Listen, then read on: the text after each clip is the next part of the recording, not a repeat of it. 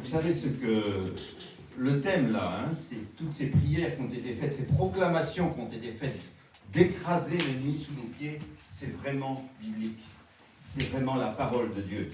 Jésus a dit à ses disciples, je vous ai donné le pouvoir. Mais en fait, le véritable mot c'est, en grec, exousia. Je vous ai donné l'autorité de marcher sur les serpents et les scorpions. Évidemment, il ne s'agit pas de serpents et de scorpions physiques, hein, d'animaux. Il s'agit d'une image qui représente les démons, les êtres spirituels du monde invisible opposés à Dieu. Et surtout, il poursuit, je vous ai donné l'autorité de marcher sur les serpents et les scorpions et sur toute la puissance de l'ennemi. L'ennemi est puissant, mais il n'est pas tout puissant. Dieu est tout puissant. Amen. Et rien, c'est-à-dire qu'est-ce qui reste à l'ennemi? Rien. Rien ne pourra vous faire de mal. Rien ne peut vous nuire. Alléluia. Sauf si vous ignorez votre identité et l'autorité que vous avez reçue. Alors justement, je saisis la balle au bon. Il y a beaucoup de choses qui concordent entre ce que Sébastien Tam a dit vendredi soir.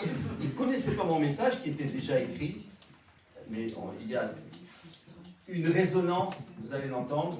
Et aujourd'hui aussi, en fait, les prières, les proclamations qui ont été faites l'introduisent merveilleusement, car nous allons voir le deuxième volet de la puissance et de l'autorité du croyant. Il y en aura 4. Chaque mois, on va développer un volet. Nous ne recherchons pas la puissance et l'autorité. Si nous recherchons la puissance et l'autorité, nous sommes à côté de la plaque. Nous ne sommes pas dans le cœur de Dieu. Ce que nous recherchons avant tout, qu'est-ce que c'est? Il y en a une qui a compris. Le cœur de Dieu. Amen. C'est de vivre en totale communion avec le Père. Amen. Et le Père lui-même, enfin les Écritures nous témoignent que le Père lui-même aspire. C'est pas seulement nous qui aspirons, c'est le Père aspire à communier avec nous. Comment? Par le Saint-Esprit qu'il a mis en nous. En fait, s'il a mis en nous le Saint-Esprit, s'il nous a créés à son image et à sa ressemblance, c'est pas pour avoir des petits, des serviteurs. Non, c'est pour avoir des personnes à aimer. Est-ce que vous vous rendez compte que parfois nous avons une image un peu servile de Dieu? C'est quand on l'aime après qu'on a envie de le servir. Amen. Mais ne sautons pas l'étape de l'amour. Amen. Il nous aime, il attend de nous que nous l'aimions. Et après, le servir, ça devient naturel. Comme dans un couple, quand on aime son époux ou son épouse, on a envie de lui plaire. On fait tout pour lui faire plaisir, lui rendre service. Ça devient naturel. Plus nous vivons en communion avec le Père, et c'est alors que Jésus nous communique sa puissance et son autorité. Mais n'inversons pas les choses. Comme il l'a fait pour ses disciples, pour accomplir ce que lui-même accomplissait, et même plus. Et même plus. Alors, je vais résumer rapidement ce qu'on a vu la dernière fois. Cela est possible uniquement quand nous sommes de bons chrétiens religieux. Mauvaise réponse. Non, mais c'est pour vous réveiller un peu. Alors, cela est possible uniquement quand nous sommes en Christ. Amen. Amen. Cela est possible uniquement quand nous sommes remplis du Saint-Esprit. Et cela est possible avec une troisième condition, quand nous embrassons sa mission. Parce que un fils ou une fille de Dieu en Christ et rempli du Saint-Esprit qui reste dans son salon à regarder la télé, eh bien, ça ne marchera jamais. Nous devons embrasser la même mission que Jésus. Or, Jésus est venu sur terre avec une double mission. Vous vous souvenez? Première mission, nous révéler le Père. Si vous voulez connaître le cœur du Père, comme disait Emmanuel, le cœur du Père, regarde Jésus. Et il est venu aussi pour détruire les œuvres du malin. Pas de pitié avec le malin.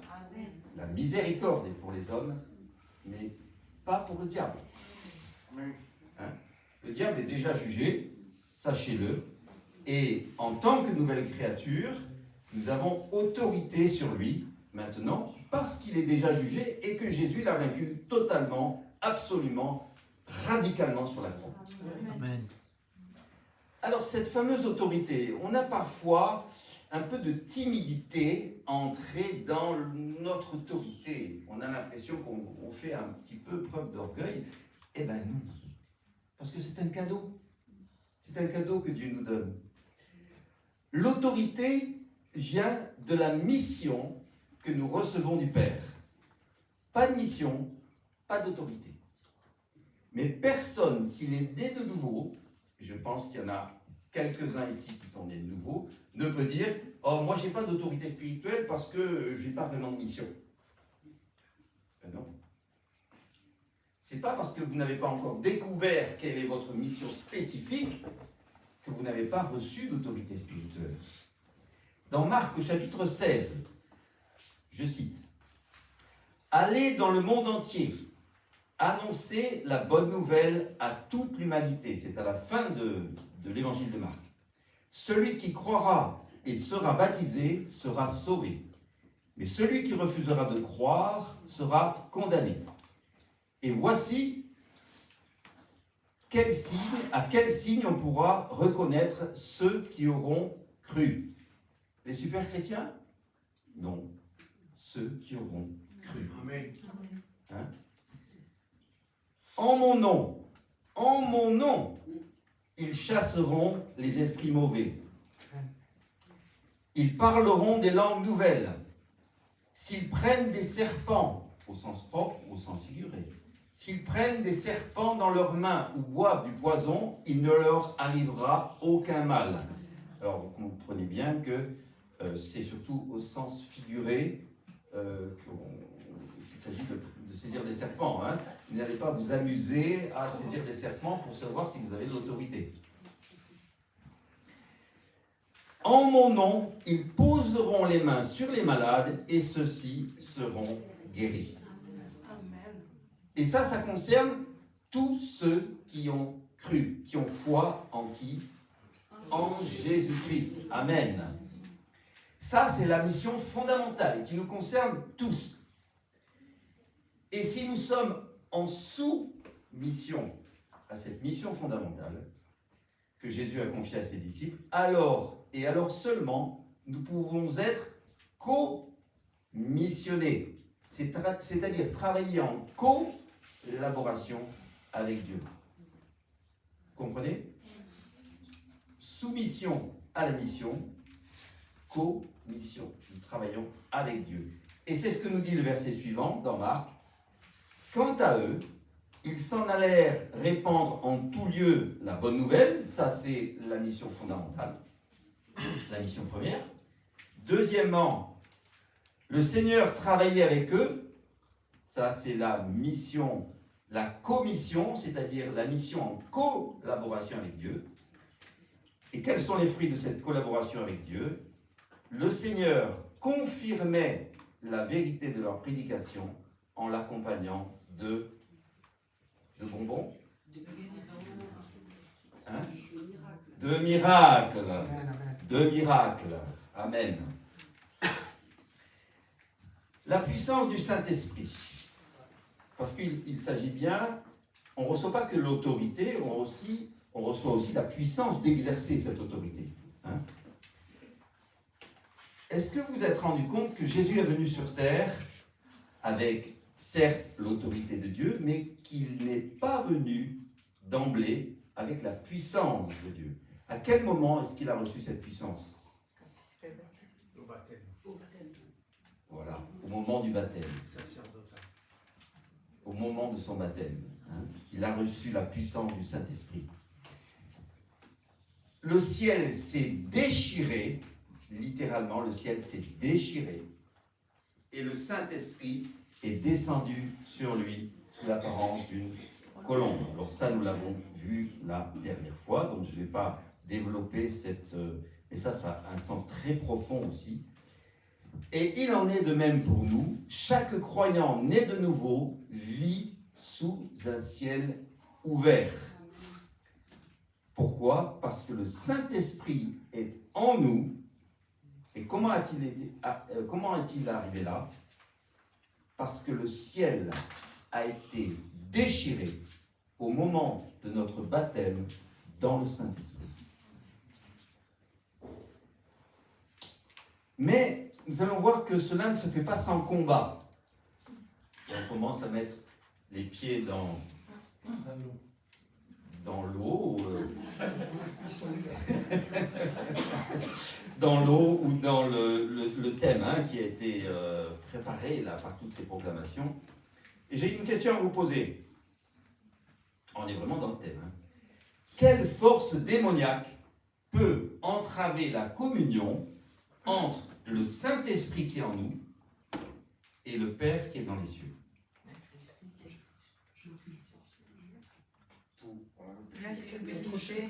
Question, il y a un.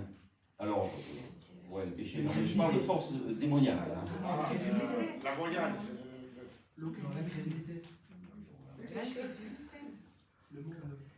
Alors oui, il y a des activités, des pratiques qui peuvent empêcher cette communion, mais je parle d'une puissance démoniaque en fait.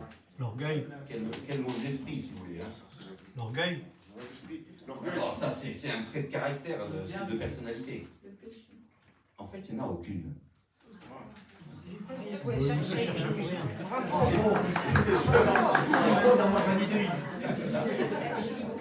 Oui, vous avez raison. Il y a des activités qui nuisent à la communion avec Dieu. Ça, c'est absolument vrai. C'est-à-dire, si un chrétien né de nouveau se replonge dans l'occultisme, c'est sûr que ça ne va pas le faire. Mais là, je parle de mauvais esprit qui peut entraver, faire barrage à la communion que nous avons avec Dieu. Aucun. Amen. Le combat n'a jamais été entre Dieu et le diable. Jamais. Jamais. Ça ne serait même pas un combat d'ailleurs. Le diable a zéro chance face à Dieu.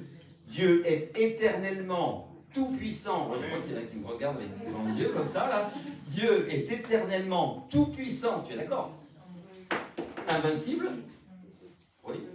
Et il possède une splendeur et une gloire infinie.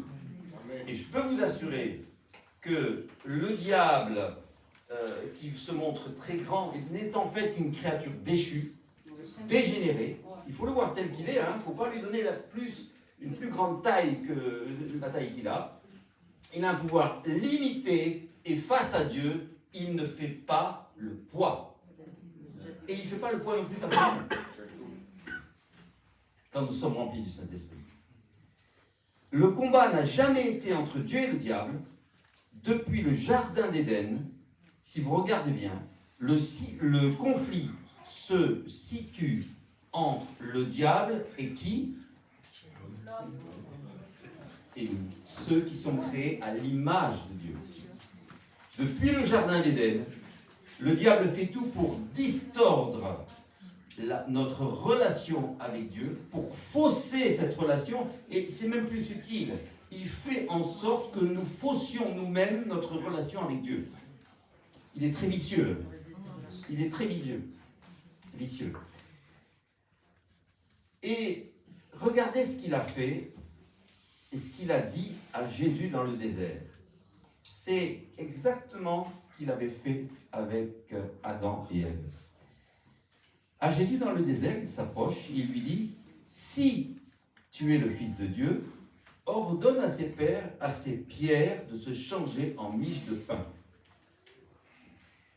Contrairement aux apparences, la première tentation n'avait pas pour but de transformer des pierres en un repas. C'est vrai que la parole nous dit que Jésus avait faim après 40 jours de jeûne, mais la première tentation n'était pas de le tenter par la faim à faire un miracle. Quel était le but de cette tentation, à votre avis? C'est d'exercer la volonté, de faire douter de qui il était. Amen. Amen. C'est de remettre en question son identité de fils de Dieu. Exactement.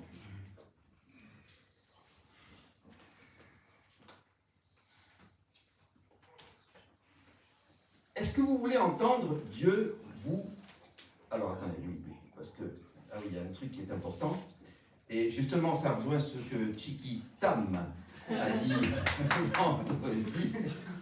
C'est que la première parole...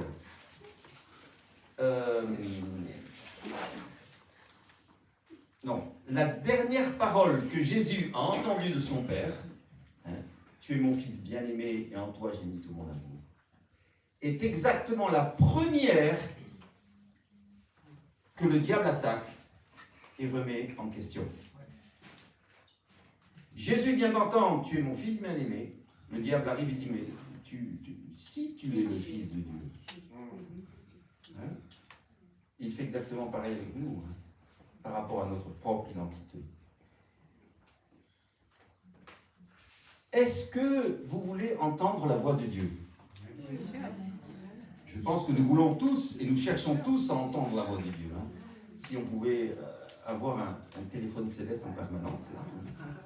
Et en fait, nous l'avons, puisque nous avons le Saint-Esprit en nous. Amen. Tout est une question de discerner la voix de Dieu. Mais nous devons savoir une chose, et c'est là que le combat se situe, c'est que ce que Dieu nous dit attire inévitablement, je dirais même systématiquement, un conflit. Qu'est-ce qu'il me raconte là? Matthieu 13, au verset 20-21. C'est la parabole du semeur et de la semence. Alors, il y a les personnes qui sont comparées à un terrain pierreux où tombe la semence de la parole de Dieu. Alors, il est dit ceci. Ils entendent la parole et la reçoivent aussitôt avec joie. Mais ils ne la laissent pas s'enraciner en eux et ils ne s'y attachent qu'un instant. Et alors, et c'est là que ça se passe, quand survient la détresse ou la persécution à cause de la parole, la persécution à cause de la parole, vous n'avez jamais remarqué ça, hein? Ce petit bout de verset là, la persécution à cause de la parole de Dieu, il renonce bien vite à la foi. Lorsqu'une parole de Dieu est plantée en nous, cette parole est une semence qui attire inévitablement un conflit. Pourquoi? Parce que le diable veut la déraciner. Alors, c'est là que vous vous dites, mais alors qu'est-ce que j'ai fait de mal?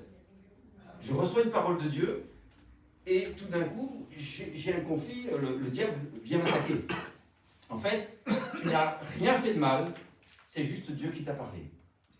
Mais pourquoi Dieu permet qu'une parole qu'il nous adresse soit attaquée par l'ennemi? Alors, je vais vous l'illustrer. Imaginons que le Seigneur te parle, par exemple, en lisant ta Bible. Ou peut-être qu'un prophète te fait une prophétie. Ou bien un ami fait un rêve, un songe te concernant et t'appelle.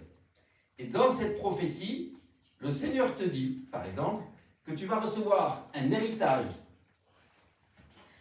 énorme que tu ignorais. Et grâce à cet héritage, tu vas pouvoir bénir énormément de personnes. Waouh! Moi, j'en veux des prophéties comme ça. Et en plus, au fond de ton cœur, le témoignage intérieur du Saint-Esprit te dit que c'est vrai. Que c'est vrai. Eh bien, la première chose qui va t'arriver, alors Benjamin, méfie-toi, hein. Prépare-toi. Hein. La première chose qui va t'arriver si tu reçois ce genre de prophétie, c'est que tu vas avoir un problème financier.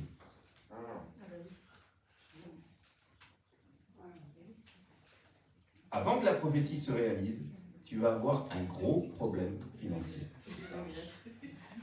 Mais ce n'est pas parce que la parole n'était pas vraie. Au contraire, c'est parce qu'elle était vraie. Vous me suivez? Alors, je vais vous l'illustrer. D'un côté, vous avez la parole du Seigneur qui déclare une bénédiction sur votre vie. De l'autre côté, un problème qui semble contredire la parole que vous avez reçue. De quoi vas-tu nourrir ton âme? Est-ce que tu vas nourrir ton âme avec ce que Dieu t'a promis? Ou est-ce que tu vas nourrir ton âme avec le problème qui semble contredire ce que Dieu te promet?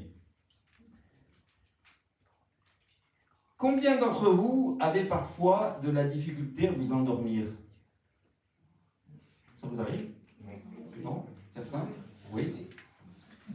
Alors vous savez que vous êtes capable de méditer. Parce que quand on a de la difficulté à s'endormir, généralement, on a des pensées qui tournent dans la tête. Et si ça vous arrive d'une manière négative, vous savez que vous pouvez aussi le faire d'une manière positive.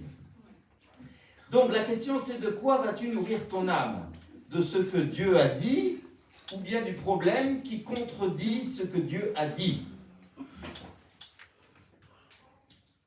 Ce qui est important de comprendre, c'est que Dieu te permet d'avoir des options. Parce que s'il n'y avait pas plusieurs options, tu ne pourrais pas exercer ta capacité de faire le bon choix. Or, Dieu nous a donné la capacité de faire le bon choix. Et là, je voudrais préciser quelque chose, parce que généralement, dans notre vocabulaire, eh bien, on se laisse contaminer par le vocabulaire du monde et de l'humanisme. La vraie liberté, ce n'est pas le libre arbitre. La vraie liberté, ce n'est pas le libre arbitre. Et le sens est dans les mots eux-mêmes. La vraie liberté, celle que Dieu nous donne, c'est la capacité de faire le bon choix sans contrainte. Il nous donne le discernement pour faire le bon choix.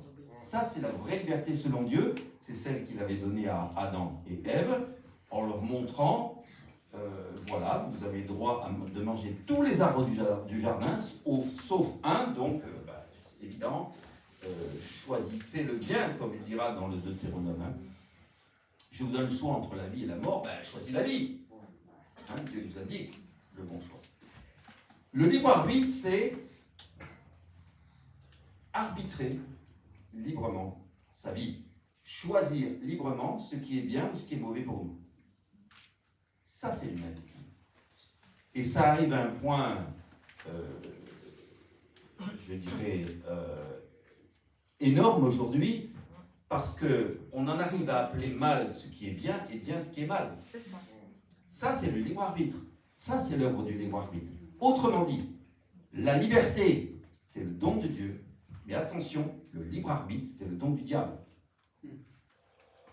C'est la fausse liberté que le diable, avec laquelle le diable nous tente. Et ça, c'est un fruit de l'humanisme. Alors, qu'est-ce que l'humanisme? C'est simplement l'exaltation de l'homme sans Dieu. L'homme qui se détermine par lui-même, pour lui-même, et en éliminant Dieu de l'équation. Donc, la capacité de choisir le bien sans y être obligé, ça c'est la vraie liberté, parce que s'il n'y a pas de choix, il n'y a aucune base pour quelque chose que des fois on a un peu de mal aussi à accepter, c'est la récompense. Et ça, tu dois bien le comprendre. Dans Hébreux chapitre 11, il nous est dit ceci. Sans la foi, il est impossible d'être agréable à Dieu, car celui qui s'approche de Dieu doit croire que Dieu existe et qu'il récompense ceux qui le cherchent, ou qu'il rémunère selon les traductions, mais rémunérer au sens de récompenser. Une grande partie de la foi repose en fait sur une bonne compréhension de la notion de récompense. Pour bien comprendre comment fonctionne la foi, nous devons comprendre cette notion de récompense. Or, il y a souvent une fausse humilité dans l'Église en général qui refuse cette notion de récompense, et moi-même, je n'y ai pas fait exception à cette fausse humilité. Mais Dieu soit loué, il m'en a délivré. Et parce que cette humilité qui refuse la récompense de Dieu, c'est en fait de l'orgueil, mais camouflé. Et elle ne vient pas de Dieu. Dans Genèse chapitre 15, la parole nous dit à propos de celui qui est appelé le Père de la foi, « Ne crains rien, Abraham, dit l'Éternel, je suis ton protecteur et ta récompense sera très grande. » Amen. Et ça, il nous le dit aussi à nous aujourd'hui. Hein? Hébreux chapitre 12 nous dit que Jésus lui-même, parce qu'il avait en vue la joie qui lui était réservée, a enduré la mort sur la croix en méprisant la honte attachée à un tel supplice. Jésus a donc enduré la croix à cause de la récompense de la joie. Il a traversé l'épreuve en vue de la récompense qu'il attendait après l'épreuve. Et la récompense après l'épreuve, c'était nous. C'était la joie d'avoir une multitude de frères et sœurs à amener avec lui dans la gloire. Donc, tu as un choix à faire. D'un côté, dans une main, une promesse de bénédiction, et de l'autre côté, dans l'autre main, un problème qui semble crier que tu n'es pas béni. Alors, de quoi vas-tu nourrir ton âme? Quand je fais le bon choix, c'est un acte que le Père peut récompenser, car il est celui qui nous récompense, et même, j'ajouterai, il cherche des occasions pour nous récompenser. Comprenez-moi bien, en tant que Père, il peut nous faire tous les cadeaux qu'il veut. Parce que lui, il a un compte en banque bien illimité. Donc, il peut nous faire tous les cadeaux qu'il veut. Les cadeaux proviennent de sa bonté, simplement parce qu'il nous aime. Mais les récompenses, ce ne sont pas des cadeaux. Les récompenses sont sa réponse à notre obéissance. Alléluia. Oh, il est connecté là. C'est à cause de sa magnifique veste à carreaux là. Alors, si vous êtes connectés avec le Seigneur, mettez tous une veste à carreaux. À cause de notre obéissance. Et ça, en France, on n'aime pas l'obéissance. Mais quand on sait qu'il s'agit d'obéir à quelqu'un qui nous aime plus que nous nous aimons nous-mêmes, et qui veut nous combler de bénédictions, ça aide. Justement, ce sont les récompenses de Dieu qui construisent en nous une claire compréhension de cette autorité que nous avons reçue et qui est associée à notre identité d'enfant de Dieu. Et là, j'ai quelques questions à vous poser. Vous savez que Jésus, à Césarée de Philippe, quand il était avec ses disciples, a demandé à ses disciples, d'après vous, qui suis-je? Alors imaginez que maintenant Jésus s'approche de vous et vous dise, et toi, d'après toi, qui es-tu?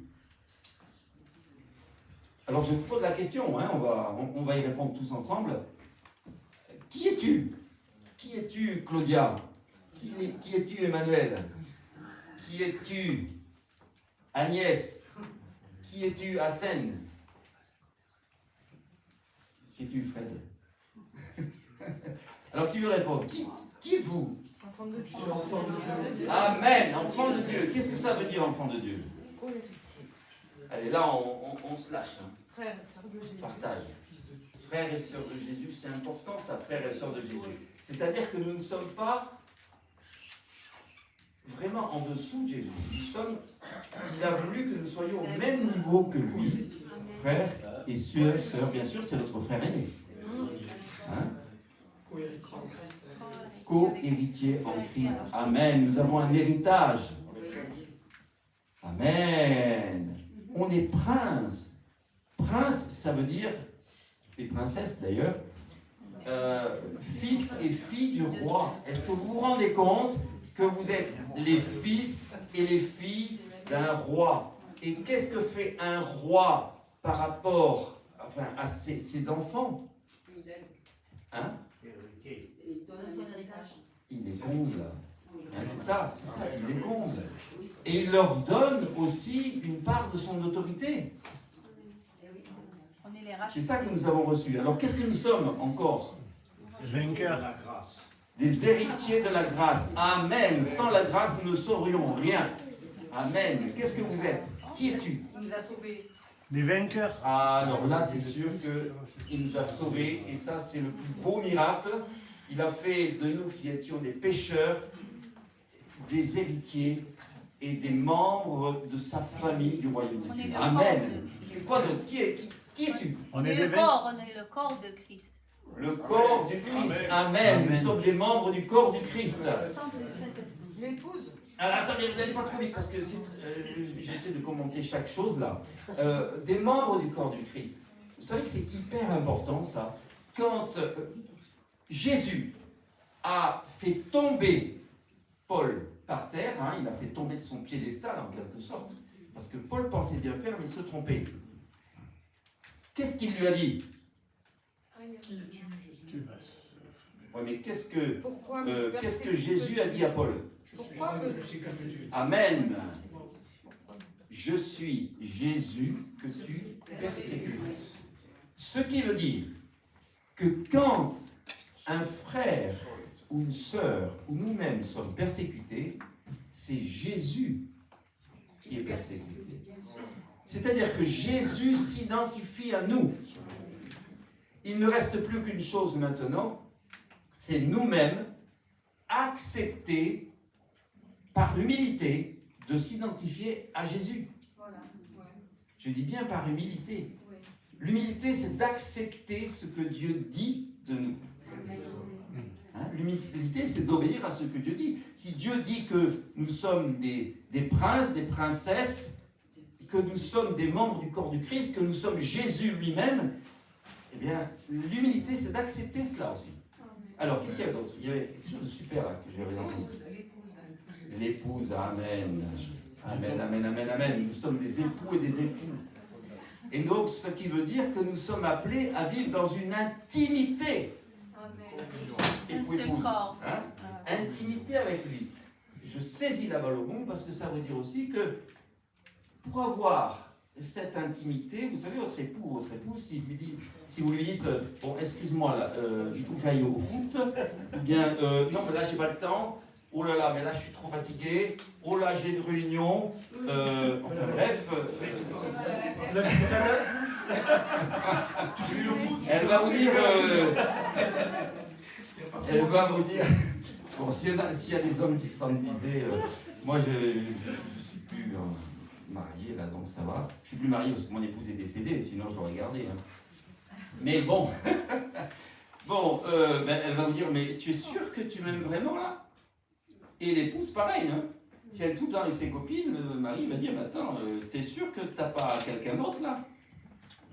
Donc, tout ça pour vous faire rigoler, mais aussi pour vous faire comprendre que pour qu'il y ait vraiment une intimité avec Dieu, il faut passer du temps avec lui. Amen. Et c'est quand on passe du temps avec lui qu'il nous imprègne de sa présence et que sans nous en rendre compte, le Saint-Esprit qui nous imprègne nous transforme et nous remplit de son onction. C'est-à-dire que la bonne odeur du Christ, c'est-à-dire l'onction du Christ, elle se déplace avec nous sans même que l'on s'en rende compte. Et les gens que nous rencontrons sont impactés par cette onction. Avant même qu'on ouvre la bouche, on irradie. Nous sommes radioactifs de Christ. Mais pour être radioactif de Christ, il faut s'exposer suffisamment à la radioactivité du Christ. Alors, qu'est-ce que dit Jésus à ses disciples? Il faut faire court. Bon, d'accord. Ah ben oui, mais je suis arrivé en retard, c'est vrai, mais maintenant que je suis lancé, là. Voilà, vous prenez. Eh bien, Jésus dit une parole que je n'avais pas remarquée, et c'est notre frère David qui l'a fait penser là. Dans le jardin du Gethsémane, Jésus fait un reproche à ses disciples. Vous vous souvenez? Amen. Vous Vous n'avez pas été capable de veiller et de prier 1 heure avec moi. 3 fois. Et je pense que c'est un bon repère. Si nous ne sommes pas capables de libérer dans notre agenda, dans notre emploi du temps quotidien, au moins 1 heure pour lui, Jésus risque de nous dire « Ah, tu n'as pas été capable d'être avec moi 1 heure aujourd'hui ?» Hein, ça nous interpelle, ça, dans nos emplois du temps surchargés. Alors, c'est peut-être pas 1 heure en bloc, c'est peut-être 3 fois ou 4 fois, attendez, 4 fois 15, 4 fois 15 ou 2 fois 30, c'est ça, si je ne me suis pas trompé. Mais dégageons. Alors, ma conclusion, ça va être ceci. Dégageons du temps dans notre emploi du temps. Ça, c'est aussi un piège du malin, qui cherche à nous ensevelir sous une quantité de choses à faire. Des choses à faire. La fameuse to-do list. Vous la connaissez, la to-do list, hein? C'est-à-dire la liste des choses à faire. Et on arrive au bout de la journée, on s'est rendu compte qu'on n'a même pas ouvert sa Bible. Résistez à ça. Passez du temps avec lui. Parce que c'est quand nous passons du temps dans son intimité que Dieu va nous remplir à déborder de son esprit et va nous communiquer sa puissance et son autorité. Amen. Gloire à Dieu. Gloire à Dieu. Il voulait que je termine, ça y est, c'est fait.